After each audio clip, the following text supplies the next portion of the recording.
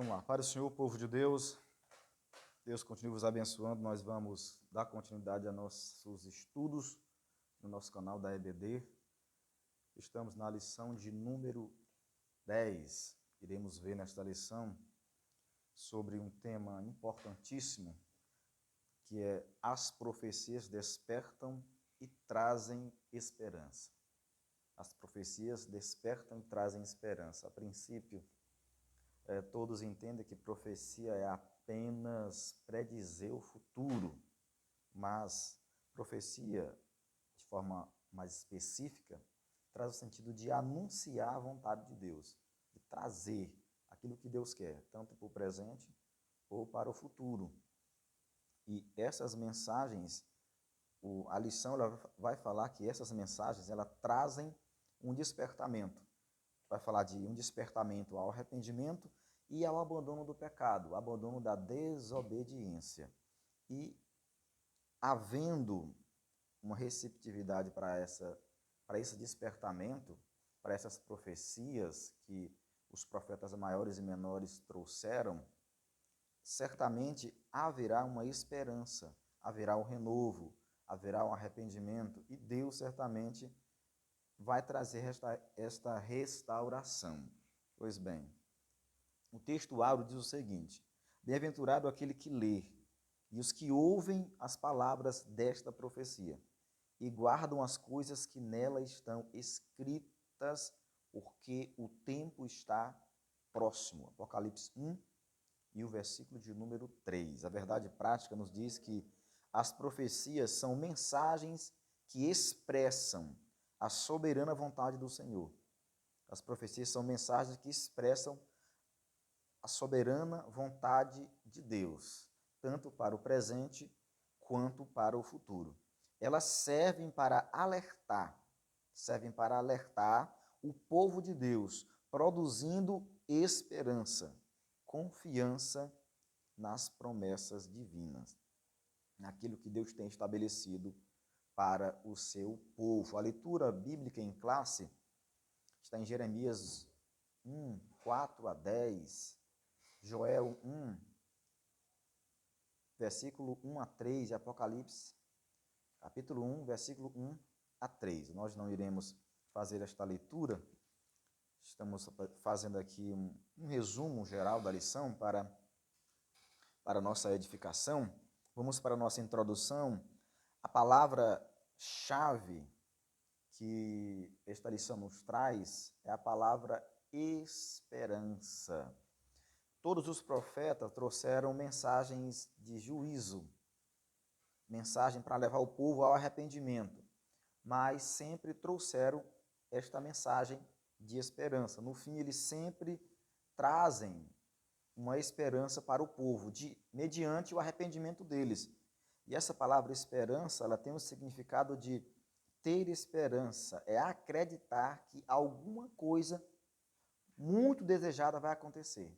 Ter confiança de que algo desejado vai acontecer. Existem algumas esperanças ilusórias, algumas utopias baseadas em mentiras. E aí, certamente, são uma falsa esperança. Mas o fundamento da nossa esperança é Cristo. O fundamento, ou aquele em quem nós confiamos, é o Senhor Jesus Cristo. Então, a nossa esperança, ela não morreu, né? Ela está viva. Vamos para a nossa introdução. Não quero ler a introdução toda, apenas os primeiros parágrafos, que diz: os livros proféticos do Antigo Testamento se dividem em profetas maiores e profetas menores. Creio que muita gente sabe disso, que a designação profeta maior e profeta menor não diz respeito ao valor do conteúdo, à importância do conteúdo, mas simplesmente pelo tamanho, pelo volume de escrito, onde nós sabemos que os profetas maiores, o Isaías, o Jeremias, o Ezequiel, o Daniel, eles trouxeram um volume muito maior de escritos, por isso eles são chamados de maiores. O Isaías, o Jeremias, as Lamentações de Jeremias, o Ezequiel e o Daniel. os outros 12 profetas são chamados de menores por causa do volume, da pouca quantidade de escrito que eles trouxeram, mas certamente que todos têm a mesma inspiração, têm a mesma importância. Não existe um mais inspirado do que o outro. É apenas uma questão didática, apenas para estudarmos e fazermos essa divisão para uma didática melhor. O primeiro ponto vai falar sobre os profetas maiores, que são esses 5 profetas, os profetas e as profecias.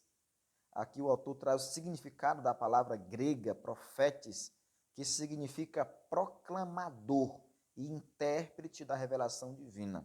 No hebraico, a palavra frequentemente usada é a nabi, como sendo aquele que declara uma mensagem em nome de Deus. O profeta não tem a mensagem em si, a mensagem sempre vem de Deus. Por isso que o Antigo Testamento, salvo engano, Deuteronômio 18, se não me engano, vai trazer uma mensagem em relação a profetas que trazem profecias que Deus não lhe autorizou, que Deus não lhe deu tal mensagem. Então, o profeta, ele não tem a mensagem em si, ele é apenas esse proclamador. Deus lhe dá a mensagem e ele proclama, ele traz a mensagem, a profecia, que é a revelação da vontade de Deus, que é a revelação da vontade do Senhor para o presente como para o futuro. O dicionário Vini, ele atesta que o termo grego para profecia é profeteia, que significa descrição antecipada da vontade de Deus, quer com referência ao passado, quer do presente ou do futuro. Então, esta palavra grega significa isso, a descrição antecipada da vontade de Deus, nos 3 tempos, passado, presente ou futuro. Comumente nós entendemos que profecia é só dizer o futuro, para dizer o futuro. Não, é a revelação da vontade de Deus em todos os tempos, no tempo presente e no tempo futuro.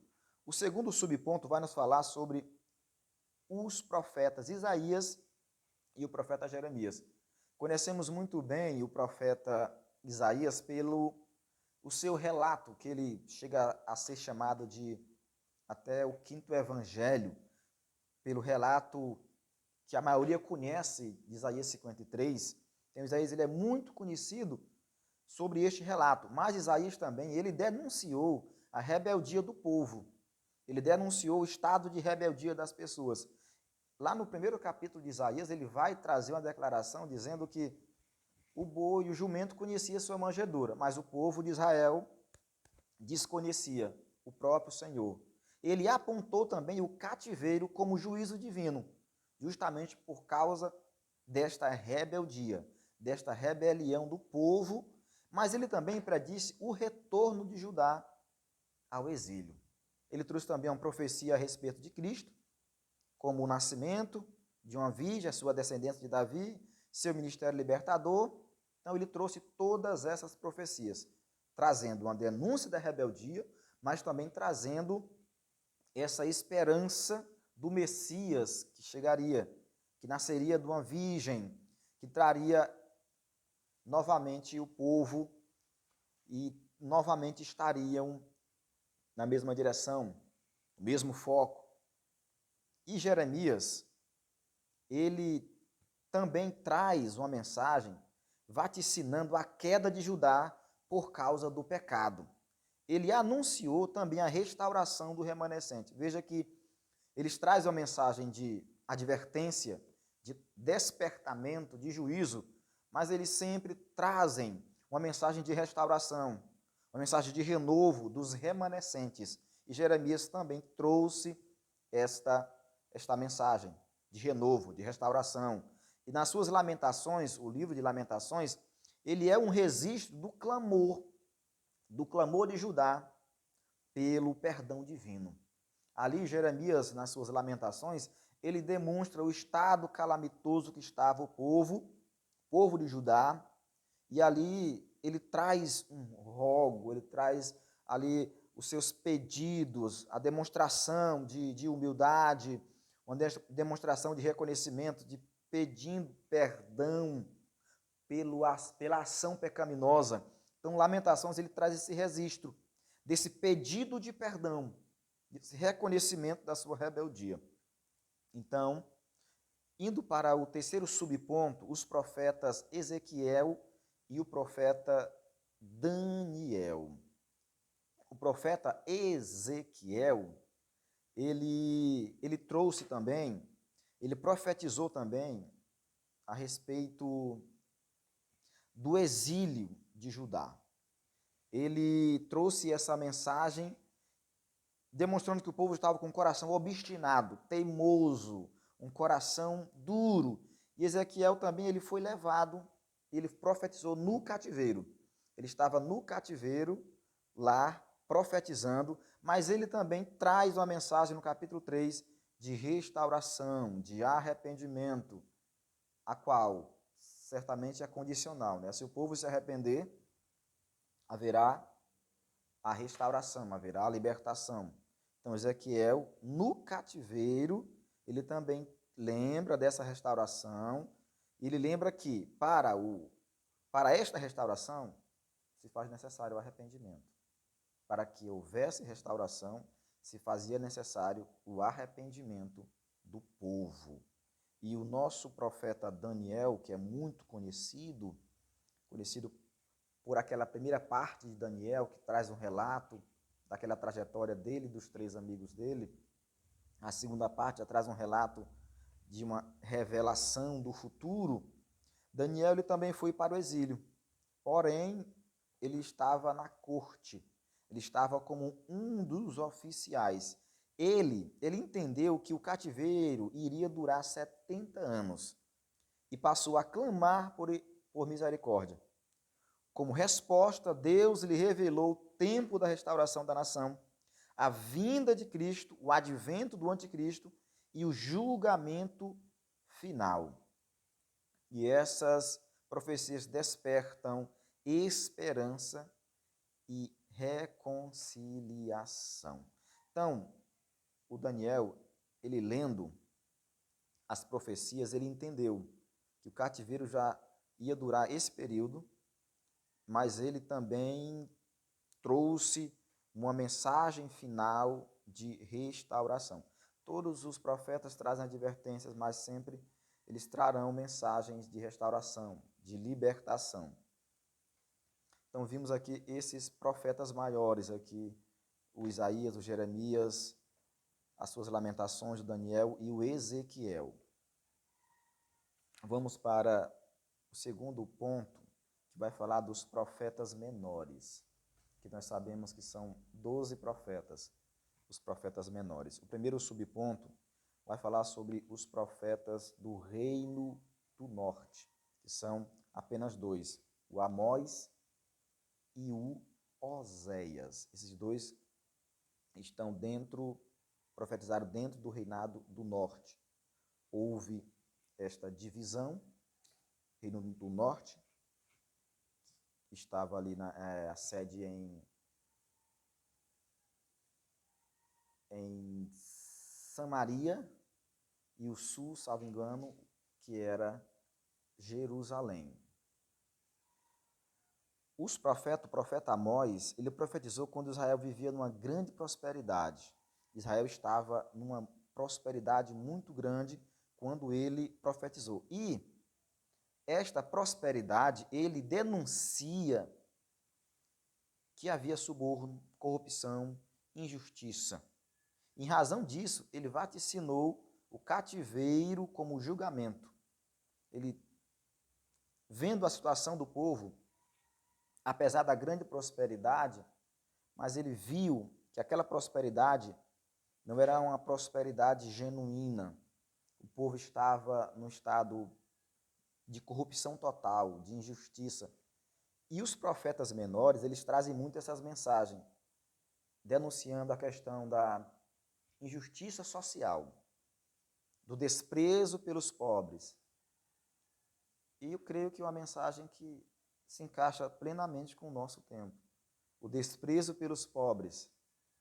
Os reis se se colocavam ali nos seus palácios e não davam importância. E ele denuncia essa questão, dessa injustiça com os pobres, do abandono que eles estavam sofrendo. E por causa desse abandono, desse desprezo para com as demais pessoas, ele diz que eles iriam para o cativeiro assírio. Para o cativeiro assírio. O Oséias, muito conhecido, Osés, o seu relato, que Deus levou ele a casar-se com uma prostituta e ter filho com ela. Ali ele traz a condenação da infidelidade do povo. O povo estava se prostituindo, o povo estava na idolatria, o povo estava na luxúria. E ele denuncia tudo isso, o homicídio, o roubo, a opressão. E como consequência de todo esse estado, Osés ele denuncia, viria o cativeiro assírio. Viria o cativeiro assírio. Mas ele também, apesar dos erros, ambos os profetas anunciaram que Deus prometeu restaurar o povo. Deus prometeu a restauração do povo. Então, essas mensagens não eram puras mensagens de juízo, de condenação, mas uma mensagem sempre de esperança, de restauração. O segundo subponto vai falar especificamente sobre os profetas pré-exílicos, ou seja, aqueles que profetizaram antes desse exílio, dos exílios assírios, do exílio babilônico. E nós teremos aqui 4 profetas, o Joel, o Miqueias, o Abacuque e o Sofonias. Esses 4 profetas que estão encaixados aqui dentro do momento pré-exílico. O Joel, ele traz aquela mensagem que nós conhecemos bem, os pentecostais, do derramamento do Espírito Santo. Mas ele também pregou a questão do arrependimento do povo. O Miqueias, ele denunciou a falsa espiritualidade, uma espiritualidade falsificada. E hoje em dia, essa falsificação está só mais intensa. A falsificação de uma religiosidade de aparência, apenas de coisas externas. Isaías ele vai dizer que o povo apenas adorava ele, o invocavam apenas com os lábios e o seu coração estava totalmente distante. Uma verdadeira espiritualidade não está baseada no que Deus dá, mas no que Deus é. Uma verdadeira espiritualidade não está buscando benefícios puramente físicos. Ele está buscando a presença de Deus. Uma verdadeira espiritualidade, o foco é Cristo. Como diz o Salmo 37, versículo 4, agrada-te do Senhor. A espiritualidade genuína não consiste em coisas externas, aparências, mas no nosso interior, no nosso ser, no nosso íntimo. Pois bem, Miqueias ele denunciou essa falsa espiritualidade, ele anunciou a destruição de Jerusalém e o cativeiro babilônico, mas também trouxe uma mensagem de restauração para Judá. O Abacuque, ele também traz uma série de denúncias de violência e traz também um anúncio de punição, que seria o cativeiro babilônico. O Sofonias, ele apontou os pecados dos príncipes. Ele denunciou o pecado dos grandes, né? Aqueles que estavam lá nas cortes, que estavam menosprezando o povo, que estavam desprezando a população mais inferior. Então ele traz essa denúncia para a liderança. Ele traz essa denúncia não para o povo em geral agora ele especifica para os líderes.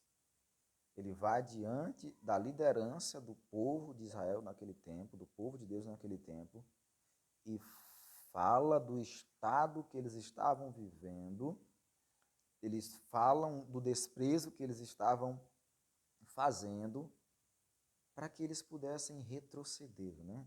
Pudessem retornar, pudessem estar novamente na direção de Deus. Abacuque, Sofonias. Sofonias ele trouxe essa mensagem, a restauração do remanescente.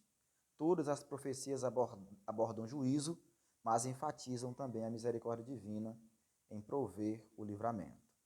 Então, Joel, Abacuque, Sofonias e o Miqueias. Esses são os 4 pré-exílicos. Vamos para o Malaquias. Antes tem o Ageu, que fazem parte aqui, retrocedendo aqui. Vamos falar agora dos profetas pós-exílicos. Misturei aqui um pouco, mas os profetas pós-exílicos, os que estão depois. Os profetas de Judá pós-exílicos são 3. O Ageu, o Zacarias e o Malaquias. Esses 3 profetas trouxeram mensagem após eles voltarem, após eles saírem do cativeiro. O Ageu, ele é muito conhecido por aquele momento da restauração do templo. Depois de 17 anos de abandono da construção do templo, Ageu persuadiu a liderança a voltar à construção do templo. Aí fala daquele momento, da segunda casa. Na verdade, a narrativa não fala a segunda casa, fala a última casa, que Deus ia trazer uma glória maior. Então, Ageu ele traz essa mensagem de restauração do templo, que estava desprezado, que estava jogado ali, mas eles novamente construíram e Deus providenciou. Deus prometeu que iria providenciar tudo e Deus manifestou a sua glória. O Zacarias que anunciou ao povo, ele animou o povo a construir o templo também. Com a mensagem, não por força e nem por violência, mas pelo meu espírito. Pelo meu espírito. Esclarecendo aqui, o Ageu, ele persuadiu o povo a construir o templo, e Deus prometeu todos os recursos, e a sua glória foi manifesta. Zacarias, aqui, ele animou o povo e Zorobabel a concluírem o templo. E ele traz uma mensagem dizendo que não é nem por força e nem por violência. Nós costumamos aplicar essa frase, nem por força nem por violência, para a questão de evangelização, de salvação. Mas, na verdade, o contexto aqui ele fala de fazer a obra, nesse sentido aqui, de construção, de fazer a obra de Deus. Não está ligado aqui especificamente a uma obra de evangelização, mas o ato de fazer a obra de Deus movido pelo Espírito. O ato de fazer a obra de Deus movido por Deus, não por imposição, não por obrigação, mas pela vontade do Senhor. E vamos caminhar aqui. O Malaquias, ele repreendeu o desleixo do povo, ele repreendeu a negligência, ele fala da questão dos dízimos, ele fala da questão do casamento, que estavam pessoas casando-se com outras nações, pessoas estranhas, e ele traz esse conserto para o povo. Caminhando aqui para a gente concluir, os demais profetas, o Jonas profetizou para Nínive, e aí o povo se arrependeu, mas Naum, 150 anos depois, profetizou para eles e dessa vez eles não se arrependeram. E Deus trouxe o juízo de ali condenação. O Obadias, ele denunciou a soberba dos edomitas. Os edomitas que eram descendentes do Saul. Eles desprezaram o povo de Judá. E aí vem o Obadias e denuncia esse orgulho, esta arrogância dos descendentes de Saul, que não ajudaram, que não socorreram o povo de Judá. Os 12 profetas menores foram usados por Deus antes e depois do exílio. Antes e depois do exílio do povo escolhido. Para nós concluirmos, Vamos para o terceiro ponto, que fala sobre o livro de Apocalipse. O livro de Apocalipse, segundo o dicionário, não sei se a pronúncia é essa, o Wycliffe, assevera que o termo grego Apocalipse significa revelações especiais ao homem em Jesus Cristo.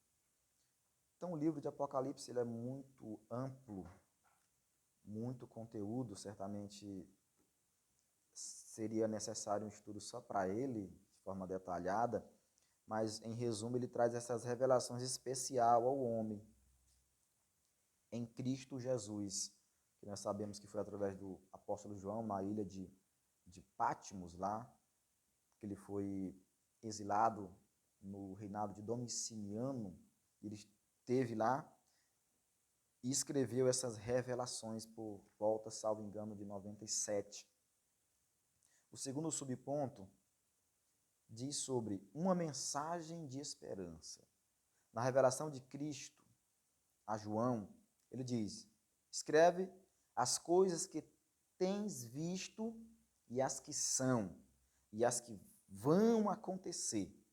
Significa o registro do passado, do presente e do futuro. No passado, João testificou da palavra de Deus. No presente, todos devem guardar as palavras da profecia. No futuro, irá se cumprir a esperança da volta de Jesus. Deste modo, o livro nos ensina a viver como Deus, com Deus no presente, a fim de participar da eternidade com Ele. As revelações do futuro atestam, testificam que Deus controla a história. E por fim, Satanás será derrotado, o pecado será banido, e aqueles que vencerem herdarão a nova Jerusalém. Por isso, somos encorajados a clamar: ora vem, Senhor Jesus. Então a mensagem de Apocalipse, ele revela o fim da história. E diz que por fim, aquele que vencer. Deus, ele não tem negócio com perdedor. Ele tem negócio com vencedor. O livro de Apocalipse, quando ele escreve as cartas, o João, ele no final sempre traz uma mensagem: ao que vencer, ao que vencer. O vencedor é que vai herdar a Nova Jerusalém. Aquele que perseverar até o fim, aquele que persistir até o fim, esse será o que vai alcançar todas estas glórias que o livro de Apocalipse nos traz. A mensagem dos profetas é de suma importância para despertar o cristão. E profecia não se fala só de bênção, como hoje normalmente surgem uns profetas que só trazem bênção. Os profetas aqui do Antigo Testamento, eles traziam duros juízos para despertar, para alertar, para fazer o povo retroceder. Mas, como foi dito, eles sempre traziam uma mensagem de restauração mediante o arrependimento do povo, mediante a conversão e a reconciliação do povo. Nos livros proféticos, a soberania, a justiça e a misericórdia divina estão claramente reveladas. Os fatos narrados comprovam o poder, a autoridade e o controle divino sobre todas as coisas. Eles nos servem de experiência de fé que produzem esperança. Então, as profecias despertam e trazem esperança. Que Deus possa nos abençoar, que possamos ouvir e entender a profecia da palavra de Deus, trazendo a correção quando necessário, trazendo a palavra de bênção quando Deus assim ver que é conveniente, mas sempre tudo isso vai trazer um despertamento e uma esperança futura na presença do Senhor Jesus Cristo. Então, que Deus possa vos abençoar poderosamente que você possa aí curtir, se inscrever no canal, compartilhar com os demais irmãos, para espalharmos esta mensagem.